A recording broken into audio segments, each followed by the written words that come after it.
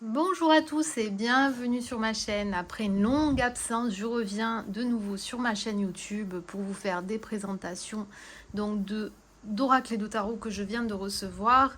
Et donc là, je vais vous faire la présentation d'un tarot que j'ai reçu récemment, qui est le tarot soufi d'Ayeda Hussein, qui était sorti principalement en anglais et qui vient de sortir en français, donc aux éditions Vega, donc les éditions Très Daniel. Donc c'est un tarot basé sur le soufisme, c'est une branche, une des branches de l'islam. Et Ayeda Hussein en est spécialiste et elle a voulu créer en fait un oracle tarot en lien avec le soufisme. Donc, Ayeda Hussein, qui est spécialiste du soufisme, réunit dans cet oracle deux traditions fondées sur la guérison et la transformation. Elle revisite les arcanes du tarot en y insufflant la sagesse soufie qui nous apprend à voir le monde avec le cœur, outil de transformation personnelle. Ce coffret vous permet de répondre à toutes les questions que vous vous posez sur votre mission de vie et vous accompagne dans votre évolution spirituelle. Voilà, donc c'est un oracle qui contient donc un livret, 78 cartes illustrées, donc l'équivalent d'un tarot, et un sac satiné pour y protéger vos cartes.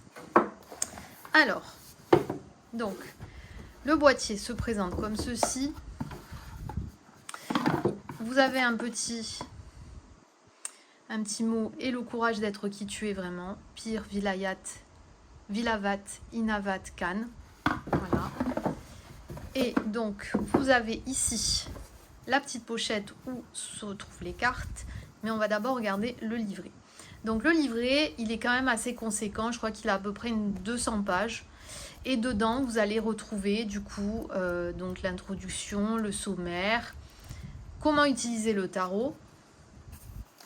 Donc voilà, vous avez possibilité de tirage, comme dans tous les livrets. Et ensuite, vous avez donc une explication de la créatrice sur les arcanes majeurs et sur les arcanes mineurs. Voilà. Et après, on rentre dans le vif du sujet puisqu'on attaque avec les cartes. L'explication des cartes, il faut savoir que le nom des arcanes majeurs sont donnés en arabe. Donc, Salik, voulant dire le fou. Bon, alchimiste, le battleur, ça c'est pas arabe, je pense pas. Mourchida, la papesse, et ainsi de suite. Donc, si vous avez un doute ou autre, ou que vous débutez dans la tarologie, dans la taromancie plutôt, n'hésitez pas à aller voir le livret pour essayer de comprendre. Après, quand on connaît bien le tarot, généralement les arcanes majeurs, on sait à peu près où est l'impératrice, quel numéro porte le pape, et ainsi de suite. Voilà. Ensuite, vous avez donc les arcanes mineurs. Et dans les arcanes mineurs, en fait, donc là, vous avez Dunya qui est le monde. Et ensuite, dans les arcanes mineurs, vous avez du coup les bâtons. Donc, elle donne le nom d'origine dans le tarot Jaoukan, l'élément feu, la couleur rouge, orange, jaune et la qualité première, la passion. Donc ça peut être aussi un guide pour les débutants puisqu'effectivement, ça vous donne un petit peu l'explication des bâtons. Voilà. Et donc les bâtons généralement sont les noms qu'on donne au tarot, enfin voilà, en français. Il n'y a que sur les figures où vous allez avoir des noms en arabe. Donc fille de bâton, fils de bâton, malika de bâton et cheikh de bâton, chat. Oui, c'est chat de bâton. Donc voilà.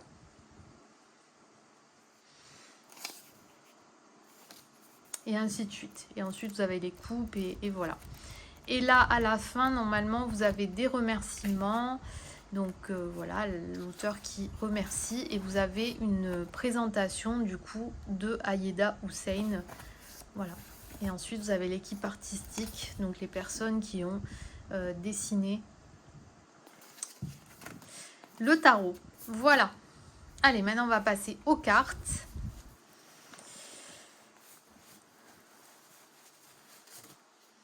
Alors, donc le dos est magnifique. Alors c'est la petite pochette satinée. Bon, ça on ne présente plus. Hein, vous en avez quasiment dans beaucoup de coffrets tarot. Alors, je suis désolée, je viens de me faire piquer par un moustique. J'ai un bouton énorme. Voilà.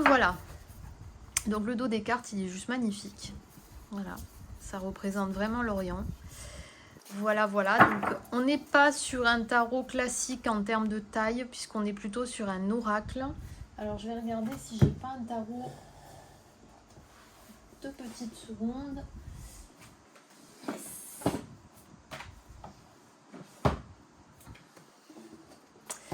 J'ai pris un oracle pour voir un petit peu la taille. Au niveau des cartes tarot, bon, déjà, on est quand même sur un... Voilà, on est vraiment sur une taille oracle. Donc, le tarot que j'ai là étant une vraie taille tarot, là, on est vraiment sur une taille oracle. On va regarder. Je crois qu'on se rapproche un peu de cette taille-là, même si même, ouais, il est même plus grand que... Voilà, mais on est plus sur une taille oracle. Voilà. Donc, à brasser, c'est vrai que je ne vous cache pas, moi, pour avoir travaillé avec, j'ai pas des grandes mains et c'est un peu complicado. Hein. Donc, voilà. Désolée, désolée, désolée. J'ai été obligée de couper. Je suis là. Alors, donc, je reprends. Du coup, on disait qu'on était plutôt sur une taille oracle. Donc, c'est vrai que quand on n'a pas des grandes mains, c'est un peu compliqué pour le brassage. Hein, puisque moi, franchement, je ne vous cache pas que je galère un petit peu. Mais bon, c'est pas grave. On a des tranches qui ne sont pas colorées. Je ne vous cache pas que je préfère les taches. Je préfère les tranches qui ne sont pas du tout... qui sont neutres. Parce que je trouve qu'elles vieillissent mieux que celles qui ont des tranches dorées, etc. Puisque autant vous avez... Alors, je vais vous montrer. Ici, par exemple, celui-ci, ce que j'aime, c'est que ce sont des tranches qui ont été travaillées, mais vraiment, quand vous brassez, vous n'avez pas l'impression... En tout cas, la dorure ne s'en va pas. Enfin, en tout cas, j'ai pourtant travaillé avec beaucoup. Je ne vous cache pas que, voilà, ça tient.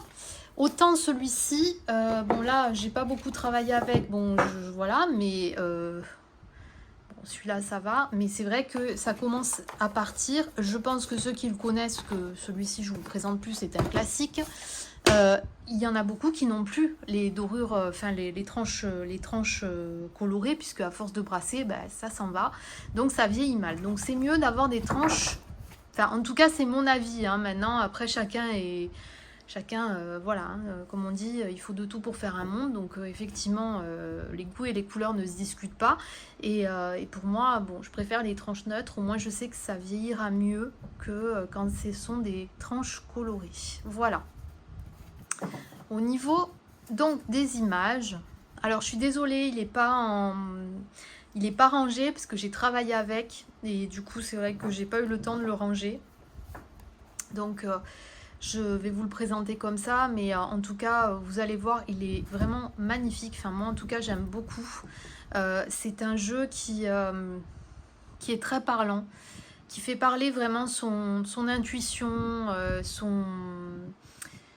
comment dire, vous allez vraiment être attiré par les dessins, par les signes, il y a vraiment des choses qui nous laissent, qui laissent notre interprétation jouer, et ça c'est vraiment pas mal. Et ça peut être intéressant pour les débutants qui veulent être justement, qui veulent avoir des images un peu explicites, parlantes. Celles-ci, je trouve qu'elles sont vraiment intéressantes pour travailler son intuition, travailler son interprétation, etc. Alors on y va, je vais vous montrer ça. Vous allez regarder, vous allez pouvoir vous faire votre propre avis. Je vais essayer de vous les mettre comme ça. Alors, on a le 4 de coupe, le 8 de coupe, le 6 de coupe, le Malika d'épée, donc la reine d'épée, qui est vraiment, mais moi j'aime beaucoup ces dessins. Le 10 de coupe, le bonheur en famille, l'as de denier, la fille d'épée, donc ça c'est le valet d'épée, le 2 d'épée, croyance limitante, le 3 d'épée, la tristesse, vous voyez, avec le cœur qu'on voit en apparence, la personne qui est assez triste, qui est bien, la tristesse est bien représentée sur cette carte, le 4 d'épée avec le repos, Sitara donc pour l'étoile, Camar pour la lune. Le fils d'épée, donc le cavalier. Le fils de coupe. Le 5 de bâton. Chabanou. Fils de denier. Malika de denier. 5 de denier.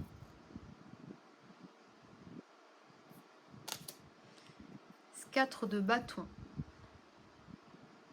Alors c'est peut-être un peu implicite là au niveau des bâtons, mais ils sont là, hein. Donc il y en a 4, vous voyez. Voilà. As de bâton. 2 de denier. 3 de denier.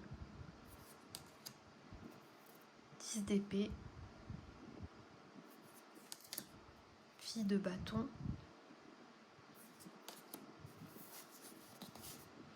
Neuf de denier. Alors, neuf, c'est le diable. Donc, c'est 10 de denier. Le fils de bâton. Le 6 de denier. Salik pour le fou. Kuwait pour la force. Elle est trop mignonne cette carte avec cette petite fille qui se repose adossée à un lion. Elle est vraiment très belle cette carte. 3 de coupe. 6 de bâton. Sherk Falak. As d'épée. 2 de coupe. 5 de coupe. 5 d'épée. Mourchida. 7 de coupe. Chat de denier. Dounia. 9 d'épée. Shems. Le 7 d'épée. Derviche. Saber. Waeli. Chariot. 9 de bâton. 6 d'épée. 9 de coupe. Le 4 de denier. Malika de coupe. Alchimiste. Chat d'épée. La tour, donc minard. Malika de bâton. Chat de bâton. Adal. Fille de coupe. 10 de bâton. Teslim. 7 de bâton. 8 de bâton. Sultan. 3 de bâton. Misaan. 7 de denier. 8 de denier. Fille de denier. Chat de coupe. 8 d'épée. As de coupe. Motte, donc pour la mort. 2 de bâton. Et pire. Ah non, il en restait une. Et Ashikane, l'amoureux, les amoureux. Voilà pour la présentation du tarot Soufi. Donc j'espère que cette vidéo vous aura plu. Sachez que vous pouvez vous le procurer sur tous les sites de vente. Amazon, Fnac, Cultura. Il se vend partout. Il est sorti en français là, je crois que c'était sa sortie officielle le 6 juillet. Donc voilà, donc s'il vous plaît, n'hésitez pas, n'hésitez pas à aller voir sur les sites de vente. Vous pourrez le trouver assez facilement. Voilà, voilà, sur ces belles paroles, je vous laisse pour... je vais enchaîner d'autres vidéos. Et puis, écoutez, je vous dis à très bientôt pour de nouvelles vidéos. Bye bye!